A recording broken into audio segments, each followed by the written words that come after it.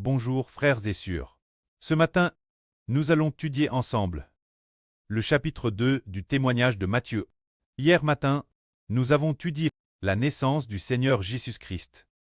Ce matin, nous allons étudier ce que le Seigneur Jésus-Christ, après sa naissance, à travers quand le Seigneur Jésus-Christ est en Bethléem. Un groupe d'astrologues est venu Jérusalem. Ils sont venus de l'Orient. Jérusalem. En arrivant à Jérusalem, ils ont demandé aux habitants de Jérusalem. Ah, celui qui est N pour trait le roi des Juifs. Où est-il? Nous avons vu son toile en Orient, et nous sommes venus spécialement, depuis l'Orient jusqu'ici, pour nous prosterner devant lui. Ce groupe d'astrologues est-il bon ou mauvais? Pourquoi sont-ils venus de l'Orient, frère Héber, pour dire la vraie, ce que font les astrologues? Et osent-ils Dieu? L'astrologue observe l'étoile dans le ciel, et ainsi, les esprits maléfiques, les anges Tchous, et Satan le diable, lui font comprendre que le Christ est en Bethléem en Jude. Alors ils sont venus Jérusalem pour poser des questions sur Jésus. Mais, dans l'Ancien Testament, Dieu voulait-il que son peuple observe l'étoile du ciel et devienne astrologue? Non, c'est interdit, car l'astrologie est ennemie de Dieu. Ce groupe d'astrologues, en agissant ainsi, est-on pile dans le piège du diable? Alors, les habitants de Jérusalem à l'époque furent profondément troublés. Et le roi Hérode le fut aussi. Leur trouble venait du fait qu'ils avaient entendu qu'un enfant allait naître pour trait le roi des Juifs, se dire le Christ, celui qu'on appelle le Christ, appelle le Fils de Dieu. TDJN. C'est alors que le roi Hérode, tous ceux qui connaissaient bien l'Écriture, les rassembla, il convoqua tous les scribes et leur demanda « Où doit naître le Christ ?» Ils lui répondirent « Bethléem en Jude, car dans le livre du prophète, celui de Mich il est, crie ceci. Et toi Bethléem Phrata, bien que tu sois petite parmi les villes de Juda, insignifiante, mais de toi sortira celui qui gouvernera Israël pour moi. » L'origine de sa vie remonte au temps ancien. Déesse le commencement, depuis l'éternité. Alors, ce groupe d'astrologues, ce groupe de scribes, lui expliqua que la naissance du Christ, Bethléem, on dit au roi Hérode, parce que la prophétie biblique, le Christ appelle le Messie, devait naître Bethléem, et que, l'avenir, il régnerait sur toute la Jude. Alors, le roi des Juifs, Hérode, fut terrestre en colère, il décida de tuer ce Jésus nouveau-né. Ce moment-là, le roi fit appeler les mages de nouveau et leur demanda « Oh, avez-vous vu elle toile? Oh, cette toile est-elle hâle ?» Alors, les mages lui ont raconté comment ils avaient observé l'étoile en disant tout au roi. Alors, le roi leur dit « Le Christ est maintenant en Bethléem. Allez, rendez-vous Bethléem, et quand vous aurez trouvé le Christ nouveau-né, après l'avoir trouvé, revenez me le faire savoir, afin que j'y aille moi aussi, pour me prosterner devant lui. » Ainsi, les mages reçurent l'ordre du roi, allez chercher le Jésus nouveau-né, et quand vous l'aurez trouvé, revenez me le faire savoir, pour que moi aussi, avec vous, j'aille l'adorer.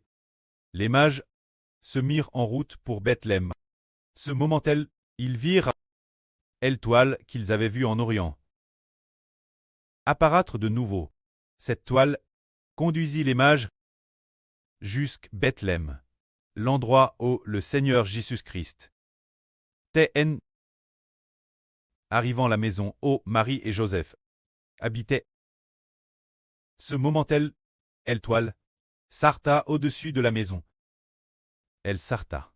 Alors, les mages voyant que Eltoile et Art furent remplis d'une immense joie, puis les mages entrent en apportant de l'or, de la myrrhe et de l'encens. Enfin, ils virent dans la maison le Jesus nouveau-né. Alors, ces mages se prosternent devant Jésus-Christ, lui offrant de l'or, offrant de l'encens en cadeau, offrant de l'encens en cadeau. Plus tard, les mages s'en retournent. Ils avaient l'intention d'aller à Jérusalem pour informer le roi Hérode, mais Dieu, dans un songe, avertit les mages de ne pas retourner à Jérusalem. Alors, les mages prirent un autre chemin pour retourner dans leur pays. Ce moment-là, après leur départ, un ange du Seigneur apparut en songe Joseph. Joseph était l'époux de Marie et le préadoptif de Jésus-Christ. L'ange dit Joseph, élève-toi, prends le petit enfant, et s'enfuir en Égypte avec sa mère, car Hérode va rechercher l'enfant pour le faire mourir. Alors, Hérode prit sa femme pendant la nuit et le nouveau pour les emmener en Égypte, s'enfuyant en Égypte. Profitant de la nuit, ils s'enfuirent en Égypte. C'est ce moment-là qu'ils venaient de partir depuis peu, alors l'arme de Hérode arriva en Égypte, car Hérode était très en colère que ses astrologues ne soient pas retournés à Jérusalem pour l'en informer. Alors, dans sa colère, Hérode envoya des soldats à Bethléem pour tuer tous les garçons de moins de 2 ans, tous sans exception, car il savait que le Christ venait de naître et qu'il avait seulement moins de 2 ans. Ainsi, cela accomplit ce que le prophète Jérémie de l'Ancien Testament avait dit. Rama. On a entendu des cris de détresse et des pleurs. C'est Rachel qui pleure ses enfants et ne veut pas te consoler, parce qu'ils ne sont plus. C'est ainsi que l'arme de Hérode arriva à Bethléem et tua tous les nouveau-nés. Se dire les garçons de moins de 2 ans. Tous ont tous. Alors, pourquoi devait s'accomplir la parole du prophète Jérémie disant que Rachel pleurerait ses enfants et se lamenterait? Pourquoi parle-t-on de Rachel? C'est parce que le tombeau de Rachel se trouve juste c'était de Bethléem. Juste le Bethléem. Sur le chemin d'Éachrata. C'est pourquoi Rachel, c'est comme si Rachel avait vu de ses propres yeux, dans la petite ville de Bethléem, le massacre des nouveau-nés. C'est ainsi que Hérode, le nouveau-né Jésus, était en Égypte, oui en Égypte, après un certain temps. Après ce que du temps a passé, l'ange du Seigneur apparut de nouveau en songe Joseph, et lui dit, élève-toi, prends l'enfant et sa mère, et retourne au pays d'Israël, car ceux qui en voulaient la vie de l'enfant sont morts. Alors, Joseph prit sa femme et le nouveau Jésus pour retourner au pays d'Israël.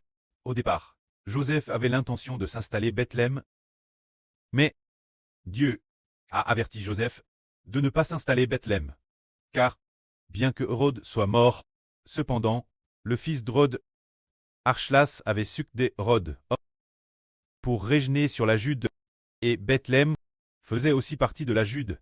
Alors, Joseph fut au courant de cela. Après cela, et ensuite, il prit sa femme, et le nouveau Jésus, Nazareth en Galilée, se dire dans la ville natale de Marie.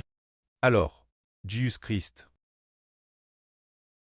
bien qu'il soit en Bethléem, mais depuis son enfance, il a grandi Nazareth, se dire chez sa grand-mère, dans la famille de sa mère, et non chez son preux, dans la famille de Joseph. C'est pourquoi Jésus fut appelé Nazarène. Ainsi, le Seigneur Jésus fut appelé Nazarène, et non Bethlémite.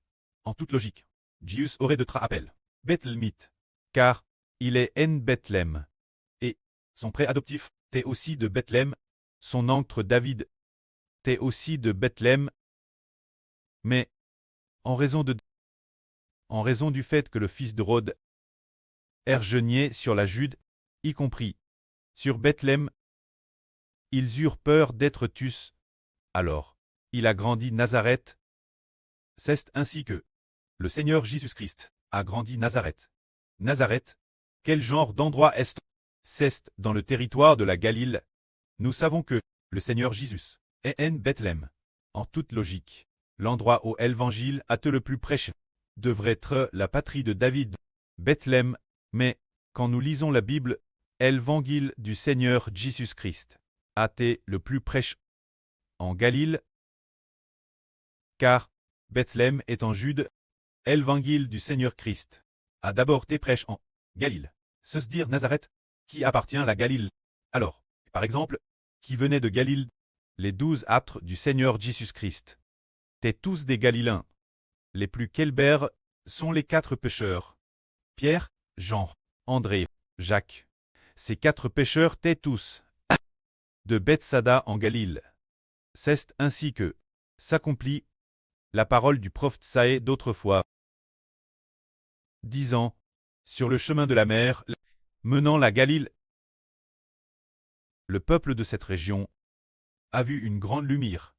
Sur ceux qui habitaient dans le pays de l'ombre de la mort, une lumière s'est levée pour l'éclairer. C'est le Seigneur Jésus-Christ. En Bethléem. Mais, ayant grandi en Galile, et pendant qu'il grandissait, lorsqu'il, comme on a prêché l'Évangile, ce fut en Galile, se dire dans cette région de Galile qu'il prêcha l'Évangile. Ainsi, ces 12 apôtres étaient tous des Galiléens. C'est assez curieux, hein? Les apôtres du Seigneur Christ étaient tous des Galiléens. C'est tout comme aujourd'hui. Nos spirituels, 12 frères d'Israël. Se dire de l'Israël spirituel. Les 12 fils spirituels, ils sont comme les anciens 12 apôtres du Seigneur Christ. Entre eux, ils se connaissaient tous. Par exemple, parmi les 12 apôtres, il y avait 4 pêcheurs. 4 pêcheurs, ils étaient l'origine. Jacques et Jean étaient frères. Et Pierre et André étaient aussi frères. Et ces 4 pêcheurs, ils s'associaient pour pêcher ensemble. C'est très curieux. Parmi les 12 apôtres du Seigneur, plus de la moitié d'entre eux se connaissaient DJ. De plus, ces 4 pêcheurs, ils connaissaient aussi ce Philippe. Philippe et Nathanaël. Ils se connaissaient aussi l'origine. Ainsi donc, les 4 pêcheurs et Philippe et Nathanaël, ils étaient aussi du même pays, et se connaissaient. On peut voir que les apôtres du Seigneur Christ, pour la moitié d'entre eux, depuis leur enfance, ont probablement grandi en jouant ensemble. C'est tout comme, aujourd'hui, les 12 fils de l'Israël spirituel. Ils se connaissaient tous l'origine. Et s'étant connu le moment venu, ils ont appelé devenir les 12 fils spirituels. Que la gloire soit auprès et au Seigneur. Amen.